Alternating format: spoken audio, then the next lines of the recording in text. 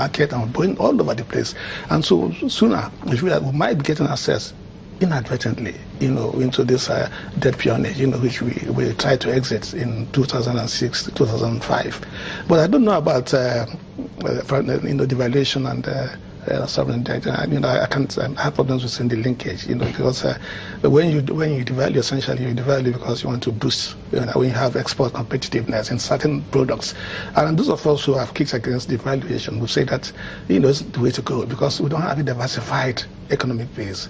And so when you don't have that, and the export product you have, it's denominated in a foreign currency, when you devalue, what you're doing is that you're increasing the cost of products coming into your environment, increasing inflation, you are undermining productivity, you are increasing unemployment. So which is what he's saying, because if you reduce the attraction for products coming to the country, then you're creating room for the internal, for the local investors or for the local manufacturers to increase their productivity. I mean, isn't that also something to look at? No, but you see, because we're looking at how to increase revenue internally. Yeah, but you see, the thing is that, we think that we are importing as per choice. It's not.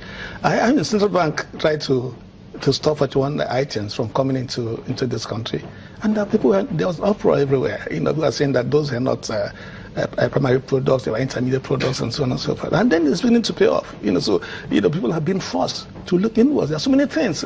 We seem to be, there's this, if you like, lazy mentality about this, and so we can import it, so we just import. And so if there are things we can produce, locally, and now we don't seem to concentrate and try and produce locally, and I think that's the way to go. We're talking about diversifying our economy, and we must do that. Otherwise, we will not get up this quagmire. Okay. Time to talk about this tax thing. When we look at as against going to borrow, there are those who when we were talking about discussing the tax, increasing the tax base of a country. Someone gave an example of countries where they pay for build taxes on their houses. I mean, someone is living in a 4-bedroom duplex in Houston, for instance. He pays, as of 2014, he was paying $1,500 as tax for the house. There are people in this country who have 10, 20 houses, some of them empty. No rent is paid on them. And even if rent is being paid, they are not being taxed for that. So is that another way to go? Because if we do collect building tax, for instance, would that help in any way in shoring up our revenue so that we don't have to borrow as much as we want? In fact, in most countries, real estate tax is very important, because property tax is one thing that also helps to show up your income. And that is key, because especially in this particular part of the cycle, whereby you need to build up your revenue base. And it's not only in the US, also in the UK, the property tax is also, and I think, yes, in Nigeria, in certain terms, you also need to, but then we must also be careful on how we apply tax in a recession. You must also ensure that the tax is neither retrogressive or progressive. What are you targeting? Which class of the society? Is it a society presently who now are largely impoverished, or rather those who are well off? I can remember that if you look at the ERPG, they said they'll be taxing luxury goods as of 2018. I think they named things like yachts, jets. Yes, so the issue is not just about tax. One, it's ensuring that there's compliance. How many people pay tax? Two is that what is the nature of that tax? Is it a retrogressive or a progressive tax? Because in this particular time now, if you are going to increase something like a personal income tax, it certainly will not go on well. But then let's also clarify something.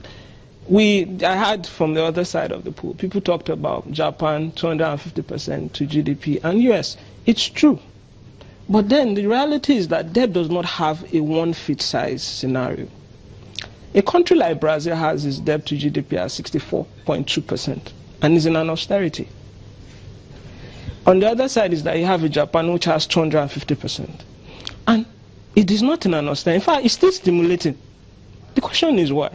It's that because some economies, their currency falls between these exclusive SDRs. So they don't really need foreign revenue, really. Because it's a For the sake of our viewers who do not understand SDR, please break it down. Special drawing rights. Special drawing rights. Okay. Just like the US now. The US does not need dollar. They do print dollar. But somewhere like Brazil needs to earn they need imports. They have to export to actually pay back. So that is different. Their money markets are also deeper than ours. So they can have a debt of 250 to GDP. But therefore, a developing economy, you can't have that kind of debt to GDP. So that's it.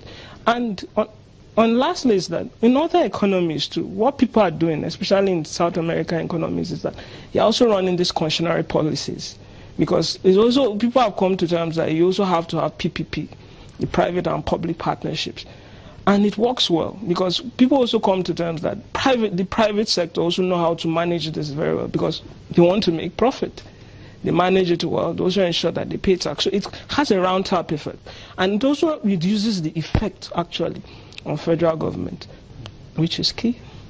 I was going to give an example of a state where they concessioned the road for building, and after a while they bought back the concession, and then a couple of months after they bought back the concession, potholes began to appear on that road. Is that how to go about PPP? And all tying is up. It's quite a large topic here, but we'll come back in a moment to bring in Dr. Erengbare. I know he's itching to go. He has his own side to respond to this. We'll be back shortly. Don't go away.